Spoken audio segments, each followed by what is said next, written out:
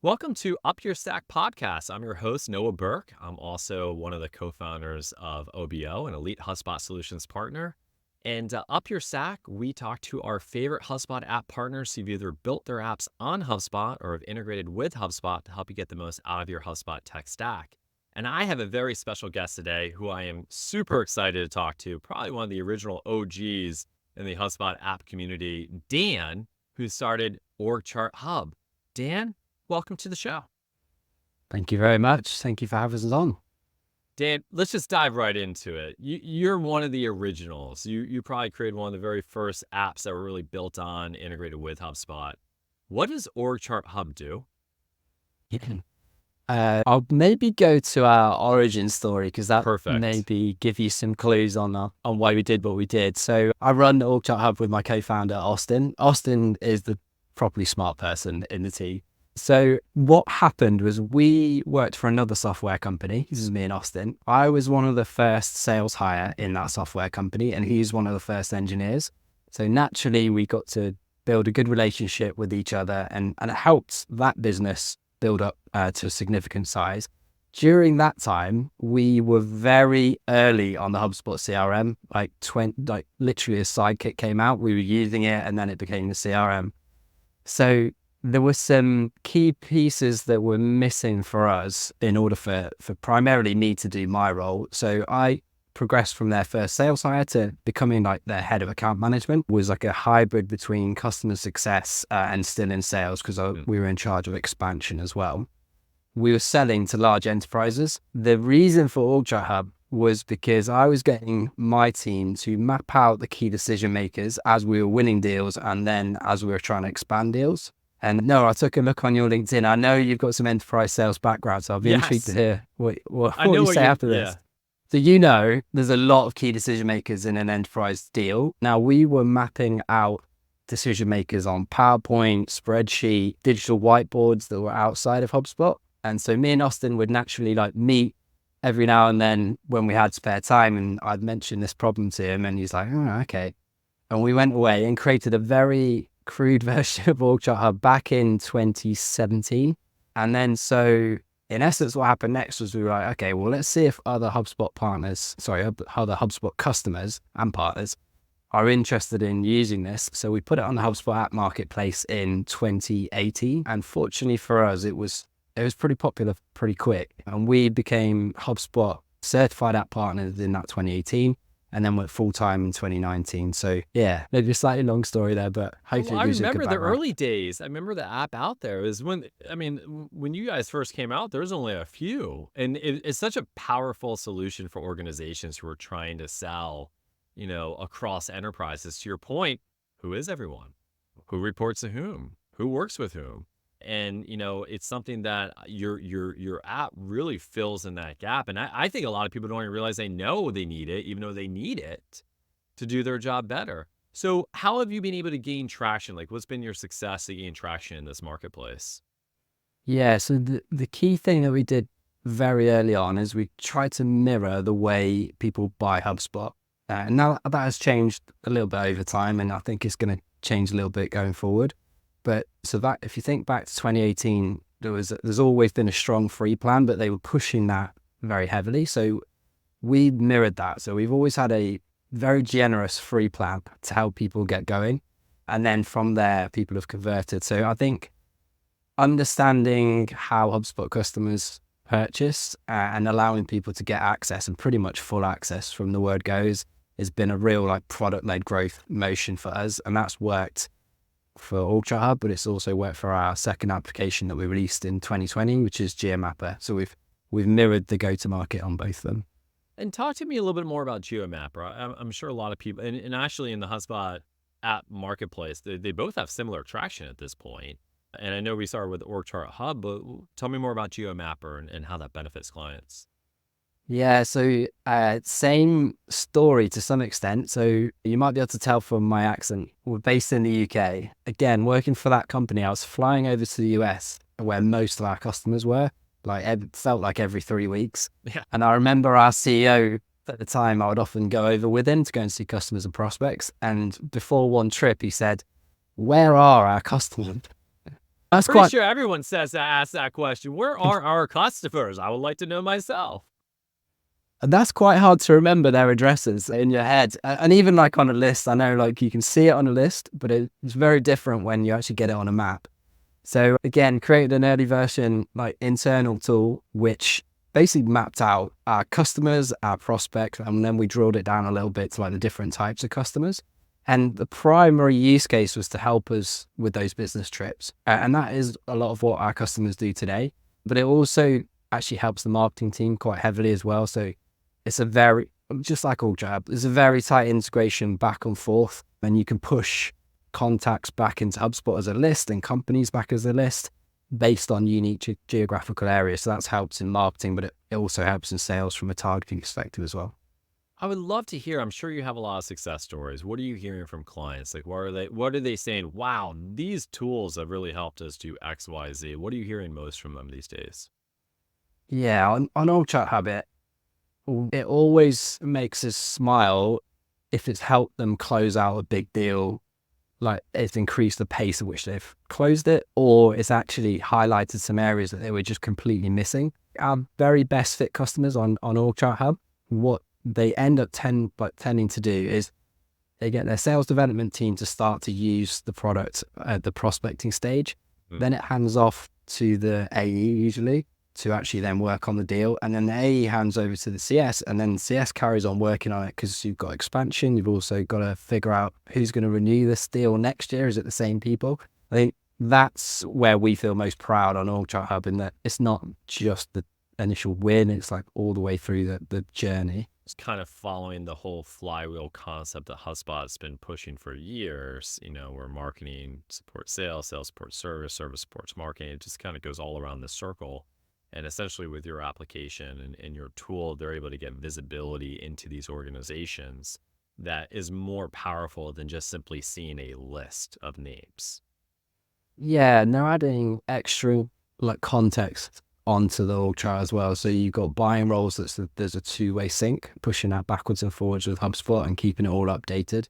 There's relationship lines that you can tie in between and add notes on like why are those relationships important. You can put on partners, because often there's external partners that are playing an influence on a particular deal, and make sure they're mapped and associated. So there's a lot of extra context you get in like deal reviews, in customer success reviews, like quarterly reviews, that is like say hard to get from a list. We also layer on activity. It's a bit unique. We use like a heat map.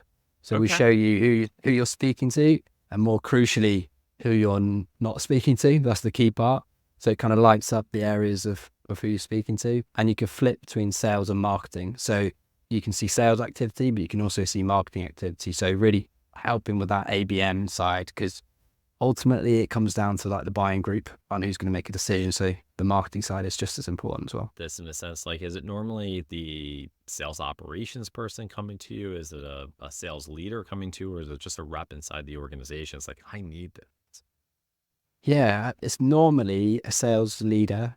So like the rev ops has like started to increase in terms of that role. Sales enablement, if it's a slightly larger company, or sales operations, the best to like explore options in that particular area. And then sometimes it's the head of CS who's thinking about it from a big account structure standpoint. That's generally where it comes from. Maybe through the design of HubSpot and connecting apps as well. Like it has to be a HubSpot admin that connects apps, as you right know. So there has to be an internal conversation of some description. So it may come from a rep and go up and then back to whoever the admin is. But yeah, that's predominantly who gets in touch. Well, there's over 205,000 companies using HubSpot right now, and you're in that sweet spot of the B2B, I would say, buying cycle area. You had talked about earlier, you have a freemium versus paid. What are the differences between the two, and when does someone generally go to the paid version? Yeah, so if I talk specifically on OrgChartHub, we allow teams to map out 5 companies. So that'll be team. It could be across the company, so everybody has access, and they're mapping out 5 individual companies. So all the key decision makers in those particular companies. At that point, when you need to go beyond 5, then it becomes like the paid plans, and we keep it really simple. We purely based on the number of org charts and the number of companies you're building on. And that's directly linked to how many target accounts you've got generally, like how many key accounts and how many target accounts do you have? And then usually that's how our customers come up with where they sit on the plan side. We also have a bit of extra functionality called account mapping. Now that works with HubSpot's parent-child structures. Yes. So as you'll know, like when you work with a very big company, there's lots of entities all connected to each other. And what a lot of our customers are trying to do is they're operating like in a land and expand model. So they're going to win a part of the business, but they know they need to work across it. So that is a two-way sync. So as soon as that's turned on, it will automatically build out the structure visually, but you can adjust it in OrgChartHub and it will adjust inside of HubSpot. And then we also layer on deals on top of that. So you can see how the deals are rolling up to the parent company and really help you figure out where are the gaps where we haven't done anything yet and how big can this account be for us, like flipping between open and one and managing it that way. And do you notice that companies prior to using you, like, is it pretty easy to justify, from an ROI standpoint, like using OrgChartHub? I mean, listen, it makes sense. Like if I don't have visibility into my accounts, my deal cycles are slower. My close rate is probably lower. You're probably getting less money because you don't have the right people in the room. Like, are people saying, wow, this is like opened up a world? Yeah, I think where it's most impactful when teams start to use it is in that deal review situation where previously, so let's like use an example where previously they were using PowerPoint, which is like majority. They're not seeing any of the connection to HubSpot. So they're not seeing like, okay, well, here's the sales activity and where are the gaps, or on the account mapping, they're not seeing, okay, well, I can see how the deals are connected here and where are the gaps. That's the light bulb moment is when they generally, when someone first flicks on the activity heat map on the org chart level, they're like, I get why this needs to be inside of a CRM because the data is there. It shouldn't sit somewhere else. So yeah, that's usually like the key when they're like, okay, this makes sense. We need to adopt this. And are you seeing more adoption, especially as HubSpot's continue to go up market in the ecosystem, larger organizations, larger sales teams, larger sales? Like, are you seeing an acceleration right now in the adoption? Yeah, and I don't mean this to be disparaging to like the old time, but when the companies get bigger, they generally have more process in place. So like a good example is like quite a mature company that's larger in headcount and quite got a decent sized sales team. They generally have a sales methodology they are following. And so like ones that we see regularly, like, if they're following Medic. And for those who are listening, if you don't know Medic, it's a very popular way of selling enterprises, metrics, economic buyer, decision criteria, decision process, implications of the pain, champion competition. You can also have Medic P, but we'll get to that later. Yeah, absolutely. And and Miller Hyman is another one, like a bit older, but still we see used a lot. And that one and Miller Hyman, the buying group is a key part of like, you need to understand who the buying group are, otherwise you're not going to close that deal out. So yeah, we're definitely seeing like just a difference in, I don't know whether this is the right word, but professionalism as the companies go and get bigger and bigger. So that's kind of the key difference. And also bigger companies generally are used to purchasing applications on other CRMs. It's not weird for them to do that. So yeah, it is changing for sure. What about the traction in GeoMapper? Like, what are you seeing there? What types of organizations are generally purchasing GeoMapper are you seeing in the marketplace? Yeah, it's an interesting one because of where it's come from. I guess like me and Austin assumed there'd be quite a lot of crossover. And there is a little bit of crossover, but not quite as much as maybe we thought there would be. So GeoMapper has a more broad range of customers. I guess because like mapping is important in quite a lot of different businesses in a different way. OrgChartHub is quite specific to if you sell to the enterprise, then it's going to be right for you. For GeoMapper, we've got some B2C customers that will map out contacts, and then the important thing for them is they'll want to plan events around where their best customers are. Use case. Yeah, not one that we really envisaged when we started with it. But then, yeah, from a B2B perspective, which is the majority of the customers on GeoMapper, they're thinking about it from the business travel point, which I mentioned earlier, but also a little bit on the event side. So like, are they going to a trade show, and can we draw around the area where we can invite people that are local to that trade show and make the most of it? And then also just referencing is a big part. Like, if you can jump into GeoMapper and you can go, okay, there's a customer right next to you. Next time I go on that call, I'll be mentioning them. Yeah, I mean that seems like a pretty cool use case, especially for outside sales teams. If you need to be able to figure out where your customers are, or if you're flying to a particular area to meet with one customer, can we identify the other customers in the marketplace? I mean, I know that from personal experience in being in enterprise sales for most of my career. We would have to do that all the time, and I literally have to go on Google Maps. Like, all right, who's nearby? We pull that information in. It'd be nice to have a tool like GeoMapper in those particular scenarios.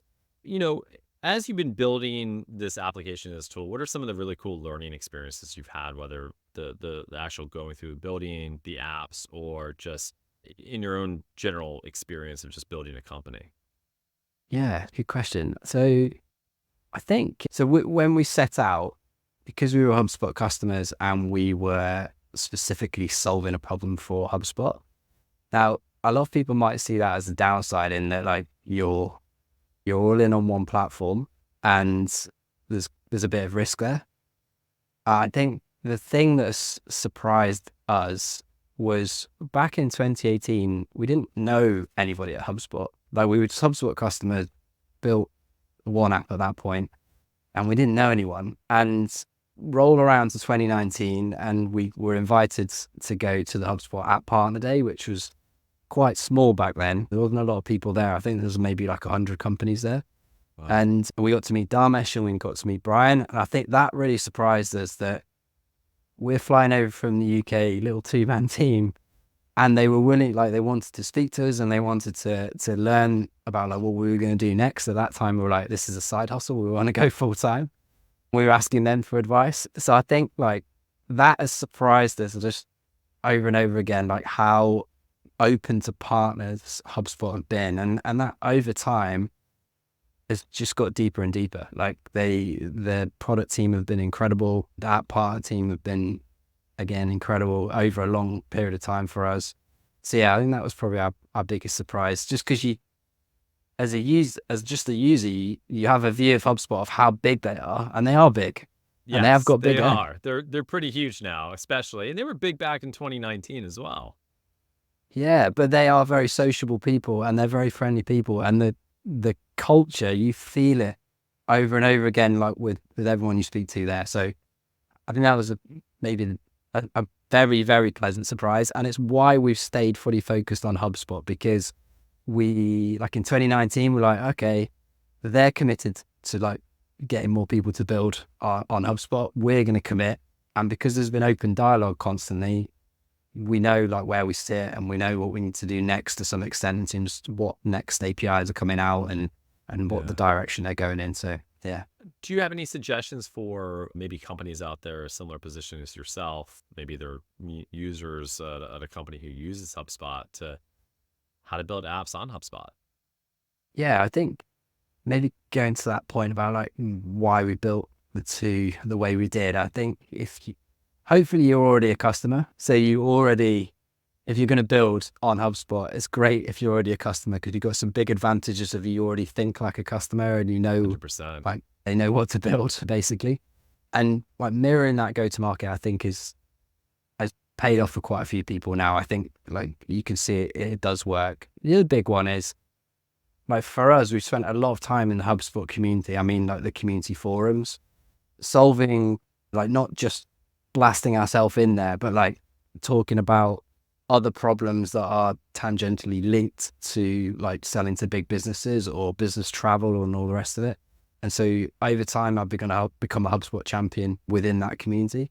And I think embedding yourself in that way is a good way as well to just be genuine. Like, and that's what we've always tried to be, is like, we were HubSpot customers first, still HubSpot customers today.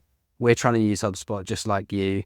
And like, these are the reasons why we've created these solutions. So contributing to the community has been a big part of your Yeah. success. So especially if you're going to look, I mean, listen, it's great advice. You see a problem because you're using the product and you want to solve that problem for yourself. It was what you guys did is you had a problem. You said, I want to be able to solve this in a way that works for me. And generally those are the best products if you think about what's going to work well for you. So I think that's excellent advice. And then when it comes to your products, and this is probably one of the most common questions we get, whether we're helping our clients pick HubSpot, implement HubSpot, get HubSpot set up, is what about AI? How is AI fit into all of this? How's AI going to fit into OrgChartHub or the mapping tool? Yeah, so on OrgChartHub, we jumped on this pretty quickly and somewhat inspired by like some of the early work Dharmesh was doing. So we basically, before Inbound last year, we worked very hard on the ability to build org charts automatically using AI. So we use OpenAI, hook into it. Mm-hmm. All we're looking at is the job title. So we're not like we never suck out like names of contacts, or we use the HubSpot IDs, which is not sensitive. And then we use the job title to basically infer like this is the way the org chart should work. And then you can adjust that accordingly if it's not quite right. And that went down very well when we released it last year, because prior to that, teams were just assembling it by hand and putting down the key decision makers, which was fine, but this gives them a good head start in terms of who they've got. We have something out on beta right now with a group of customers, which is a slightly advanced version of that, where our very best customers, they know who their key decision makers are. Like, Yeah. Going into a deal, they know who the key roles are and they know who they need to get on board. And so what we've created for them is something we're calling like buying group blueprints, where they can create a blueprint of all those key decision makers. Interesting. And what happens next is like they've got these different type, what we're seeing earlier, like they've got the different types of blueprints for different types of customers. The sales rep selects the right blueprint. It will auto fill with against those job titles, and then it will make suggestions where there are like gaps where maybe it's not exactly the right fit, but we want to check obviously with the sales rep. So yeah, we've certainly embraced it, and we continue to push that. That's pretty awesome. And I always love asking this question, but what's been one of your most embarrassing customer experiences so far? Yeah, so I did a video way back in, it was 2016 or 2017, where it was basically, it was nothing to do with OrgChartHub, but it was like, how do we do our renewal process? And this was inside the last company. So I did like in essence, I think it was before Loon. So I did like a screen recording and then put myself on the video. Early days. Yeah. And I don't know why, but I thought it would be funny to stand outside Buckingham Palace and basically imply that I had just walked out of a meeting with the Queen, and he'd referenced some of the work that we'd been doing with her. And then I proceeded to show what we were doing in the renewals pipeline. And what I didn't envisage is some people, mainly in the States, genuinely believed that I had just met the Queen and that I knew the Queen. And you should have kept going with that whole story. I know. And that continues today. It's an older video now, so it doesn't pop up that often, but some people do still ask me that question. Listen, for the guests out there, we're going to try and find that video of it sitting out there if it's okay with you, Dan, just so people can reference. This is what marketing really is all about. As long as you get to the Queen, you can sell. Awesome. Thank you for sharing that. And what are some of your top 3? What would you say are some of your favorite apps in the HubSpot marketplace now? Yeah, so I'm going to be biased on this in terms of I really like the businesses that are solely built for HubSpot. Like there are some amazing apps, but I think using the word HubSpot app is maybe not doing some of those justice. Like there's integrations and there's some big software companies that have to integrate with HubSpot. But there are a number of people that are building solely for HubSpot, and then that group is growing, I think, probably every month now, which is great.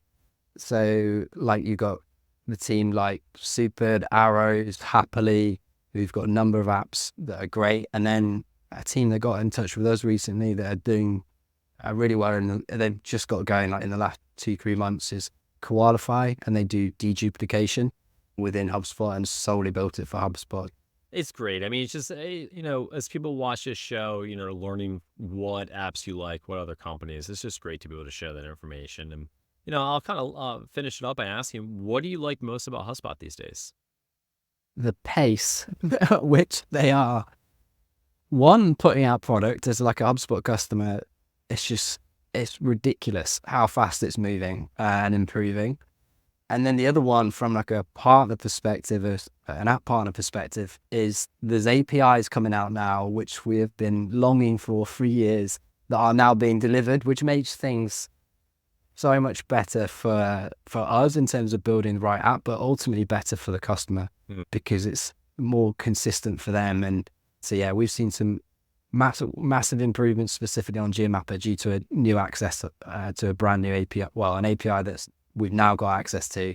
There's another one just come out that we can see how that can be used on both apps. So yeah, it's exciting times. Karen Ing's doing some great work, and her team, and Scott Brink has always done great work, but it's exciting to see the product sides and API side get better and better.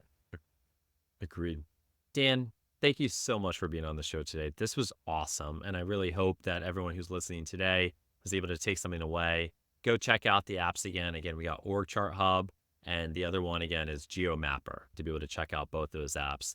Again, I'm your host, Noah Berk with UpYourStack, and again, a co-founder of OBO, an elite HubSpot solution partner. Thank you for joining us. Thank you for listening, and best of luck. Thanks.